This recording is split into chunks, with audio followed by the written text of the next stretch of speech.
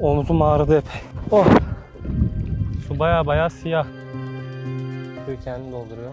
Abla suyu direkt içti yani. Buradaki insanlar yeme, içme, temizlik, yıkanma, aklınıza suyla gelebilecek her şeyi bu bidondan karşılıyorlar.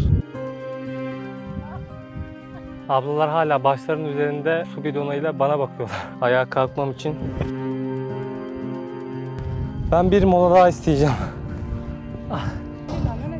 Abla istersen yardım edeyim sana dedi de ben çok erkekliğime sığdıramadım. Yürüyerek bazen diyor günde 2 kez yapıyorum bunu diyor. Yani günde 2 kez yaptığında da Fatma ablanın 8 saati sadece suya ulaşmak için gidiyor.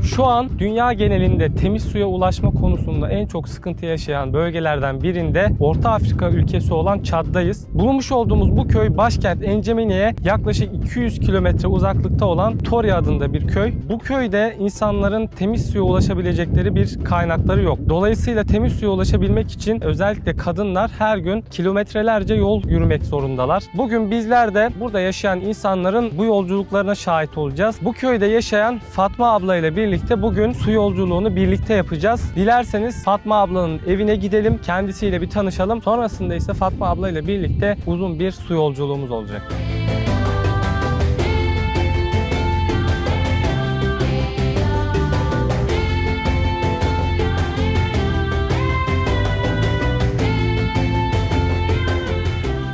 Bu köyde yaklaşık 1700 kişi yaşıyor. Yani normalde bir köy için aslında nüfusu fazla ve burada 1700 kişinin günlük ihtiyaçlarını karşılayabilecekleri bir su kaynakları yok. Erkekler daha çok tarlada, bağ bahçe işleriyle uğraştıkları için evin su ihtiyacını karşılamak da daha çok kadınlara düşüyor. Kadınların görevi. Temiz su kaynağının olmadığı bu tarz köylerde, bölgelerde su insanların hayatlarının odak noktası. Çünkü basit bir şekilde ulaşabildiğimiz suya insanlar kilometrelerce yol yürüyerek ulaşmak zorundalar. O yüzden günlerinin birçoğu aslında suya ulaşabilmek için geçiyor. Bu yüzden dolayı da farklı işlere vakit ayıramıyorlar. Mesela bu köyde yaşayan kadınlar hem kocalarına tarlada yardım etmek istiyorlar daha fazla. Ancak her gün suya gidip gelmek çok fazla vakitlerini aldığı için diğer işlere çok fazla vakit ayıramıyorlar. Zaten sosyal bir hayatları da yok.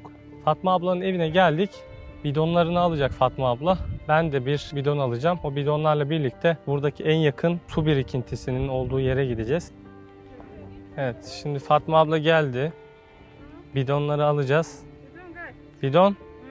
Şimdi normal kurak zamanlarda burada yaşayan insanların suya gidecekleri yerler de aslında daha uzak oluyor. Yani çünkü su birikintisi de olmuyor yağmur mevsimi olmadığı için. O yüzden daha çok su kuyularının olduğu yerlere gitmek zorundalar. O da ortalama işte 2 kilometre, 3 kilometre, belki 5 kilometre uzaklığa yürümek zorundalar. Ancak şu an gideceğimiz yer çok fazla uzak değil. Yani kurak zamanlarda olduğu kadar uzak değil. Normalde yine bize göre çok uzak sayılabilecek bir yer.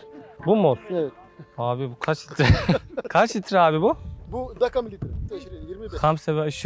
25 litre. Ben bunu inşallah taşıyabilirim. Şöyle. Nasıl taşıyorum? Şöyle mi taşıyorum abi? Ne diyor abi? Ağır. Sana ağır geliyor. Yapacak bir şey yok abi. Deneyeceğiz. Şimdi ben bir yandan adım sayarı da açtım. Bakalım gidip gelerek kaç adım atmış olacağız. 32 derece sıcaklığın altında. Yağmur mevsimi olduğu için yeşillenmiş ama yılın büyük çoğunluğunda buralarda yeşil görmek imkansız diyebiliriz yani. Yani bizim şimdi evlerimizde hemen yanı başımızda olan, yani musluğu açtığımızda hemen ulaşabildiğimiz su için insanlar işte böyle su ihtiyaçlarını karşılamaya çalışıyorlar ve suyla alakalı aklınıza gelebilecek tüm ihtiyaçlarını yani bu şekilde karşılıyorlar. Yani yeme, içme, temizlik, yıkanma, mutfak ihtiyaçlarını, işte mesela bazı ailelerin hayvanları var. Küçükbaş hayvanları var, işte develeri var. Onların su ihtiyaçlarını hepsini bundan karşılıyorlar. Çünkü burada başka bir su kaynağı yok ulaşabilecekleri. Bak mesela yerleri görüyorsunuz. Yerlere kum. Kumda yürümek normal taşlık bir yerde yürümek gibi de değil. Veya asfalt bir yerde yürümek gibi de değil. Daha zor. Ahmet abi, neresi tam olarak? O sarı binaların arkası mı? Oo bayağı uzak ha. Bayağı uzakmış ya.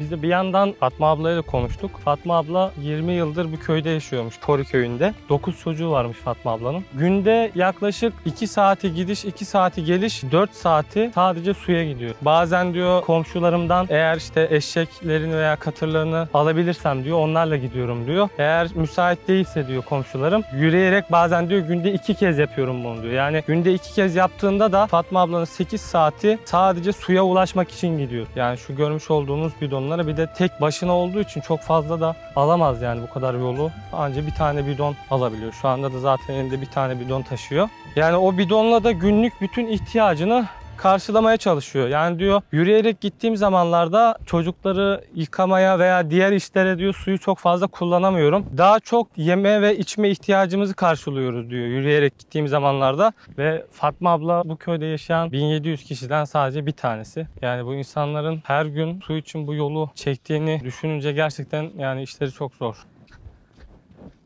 Evet, şu ağaçlık bölgede su birikintisine şimdi yaklaştık. Şu ağaçların altında bir su birikintisi var. Yağmur sularından oluşmuş. Şimdi bidonlarımızı oradan dolduracağız ve daha sonra köye tekrar geri döneceğiz. Eyvah eyvah. Köyün içine gireceğiz. Ben de terliklerimi çıkartıyorum. Kenardaki sular herhalde birazcık pis. Zaten su da bayağı bulanık gözüküyor. Zaten burası yağmur sularıyla oluşmuş olduğu için yani normal şartlara göre çok temiz bir su diyemeyiz. Ancak buradaki insanların yaşamlarını devam ettirebilecekleri bir su imkanı. Burası da bataklık ha. İnşallah batmayız ya. Baksana baya batıyor burası ya. Yani su bayağı siyah yani. Su bayağı siyah. Şey değil. Abla diyor ki çok konuşma diyor, doldur bir de. Ver abla ben doldurayım ya.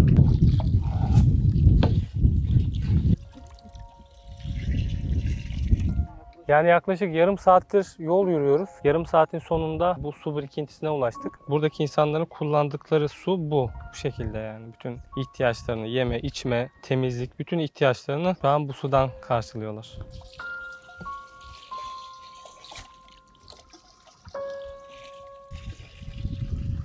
Fatma abla benim suyu döküşümü çok beğenmedi herhalde de kendi aldı. Şimdi suyu kendi dolduruyor. Vallahi. Belki ağzını çalkalıyor da olabilir. Vallahi içti. Abla suyu direkt içti yani.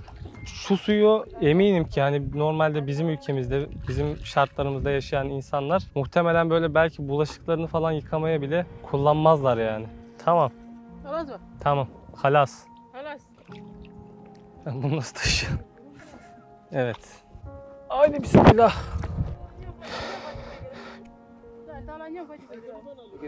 Evet. Vallahi ben şimdiden yoruldum söyleyeyim. Daha şu an suyu yeni doldurduk. Geldiğimiz yoldan geri gidiyoruz. Vallahi benim omzum ağrıdı İbrahim. İbrahim yoruldum çok. Ay dinleneceğim. Ah. Vallahi 100 metre gelmedik daha şimdiden yoruldum. Yani şu buradaki bu bidon bizim evdeki işte damacanalar gibi, damacanalar kadar. Ama tabii şöyle düşünün. Yani biz şimdi evdeki damacanalarla sadece içme ihtiyacımızı karşılıyoruz. Buradaki insanlar yeme, içme, temizlik, yıkanma, aklınıza suyla gelebilecek her şeyi bu bidondan karşılıyorlar.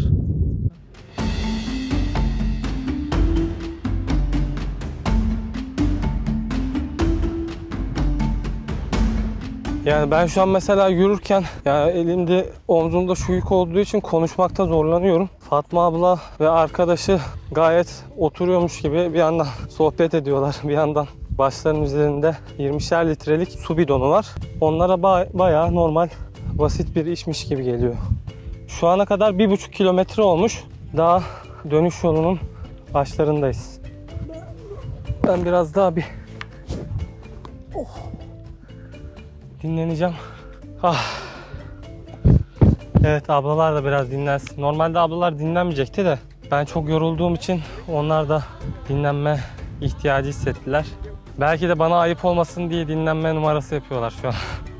Şu an saat olarak da yani sıcaklığın böyle en tepe noktasında olduğu bir saat değil. Yani güneş tam tepede değil. Güneşin tam tepede olduğu ve tam kurak bir mevsimde, işte 45-50 derecelerin olduğu bir mevsimde yani şu yolculuğu yaptığınızı bir hayal edin. Yani ben de hep işte normal videolarda, işte sosyal medyada, televizyonda görüyorduk, şahit oluyorduk. Şimdi burada bizzat bu olaya şahit olduğum için gerçekten yani en temel ihtiyacımız olan suya ulaşmanın ne kadar zahmetli, ne kadar zor olduğunu bu insanlar için gerçekten şahit olmuş oldum. Ben bir mola daha isteyeceğim ya. Omzum ağrıdı hep. Oh. Ah. Ah. Ablalar hala başlarının üzerinde su bidonuyla bana bakıyorlar. Ayağa kalkmam için. Evet, ablaları da çok bekletmeyelim. Ay.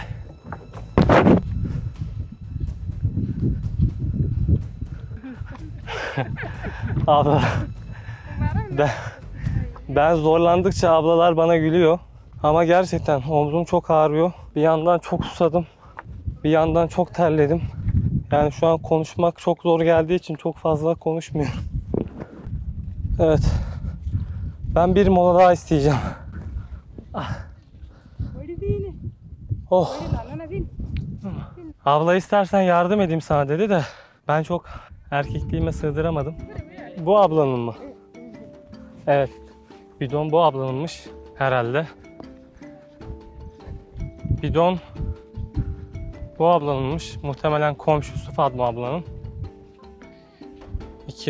2600 adım atmışız. Yani suya ulaşmak için 2600. Yani bizim belki evlerimizde 2 adımla ulaştığımız suya buradaki insanlar 2600 adım, 3000 adım, belki 4000 adım bu sıcağın altında. Evet, şimdi mesela benim o sırtımda gerçekten çok zorlanarak taşıdığım bidonu abla aldı, başının üzerine koydu ve yokuş çıkıyoruz şu an. Çok rahat bir şekilde taşıyor şu an.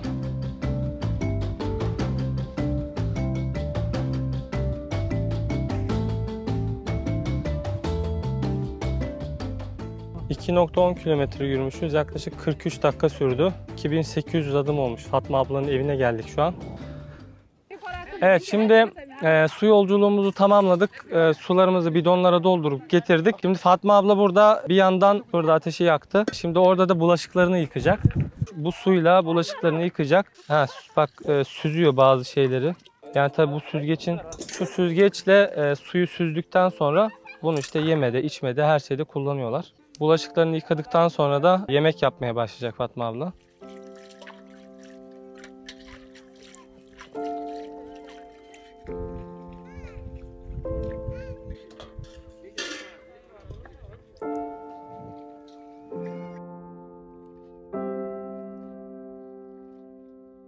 Bugünkü su yolculuğumuzu tamamladık. Yaklaşık 2 kilometreye yakın bir yolculuk oldu. 45-50 dakika sürdü yolculuğumuz. Fatma abla da bir yandan arkada bulaşığını yıkıyor, yemek hazırlığı yapıyor. Bir yandan burada su kaynıyor. İnşallah bu geceyi burada geçireceğiz. Yarın güne yine erken saatlerde Fatma abla ile birlikte başlayacağız.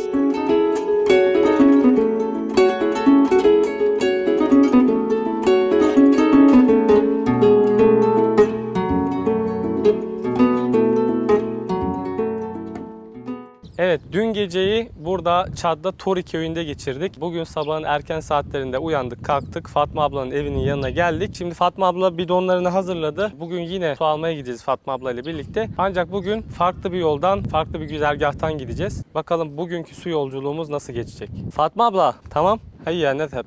Hadi gidelim Fatma abla. Evet, dünkü yine 25 litrelik bidonu aldım. Şimdi tekrar sabahın erken saatlerinde su için Fatma ablanın evinden yola çıkıyoruz. Bugün buradaki insanların alışverişlerini yaptığı pazar da varmış aynı zamanda. O yüzden sabah erkenden bidonlarını su için doldurup daha sonra pazara ihtiyaçlarını karşılamak için alışveriş yapmaya gidiyorlar. Biz de sularımızı dolduracağız. Fatma ablanın evine bırakacağız. Daha sonra Fatma abla pazara gidecek.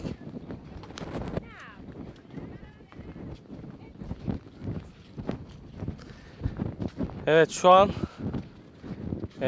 220 metre oldu. Fatma ablanın evinden yola çıktık. Suya olan yolculuğumuz devam ediyor. Fatma abla, taban.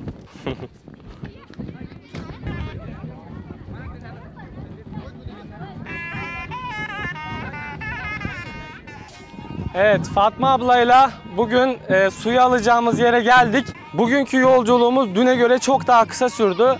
Ben de açıkçası çok fazla yorulmadım. Hava çok sıcak olmasına rağmen. Fatma abla da çok yorgun görünmüyor. Halinden memnun gözüküyor Fatma abla da. Arkamda da görmüş olduğunuz bu kalabalık sabah evlerinden çıktılar. Çok fazla yol kat etmeden burada bugün açılışını yapacağımız kuyunun başına geldiler ve tertemiz suya kavuşacaklar inşallah bugün.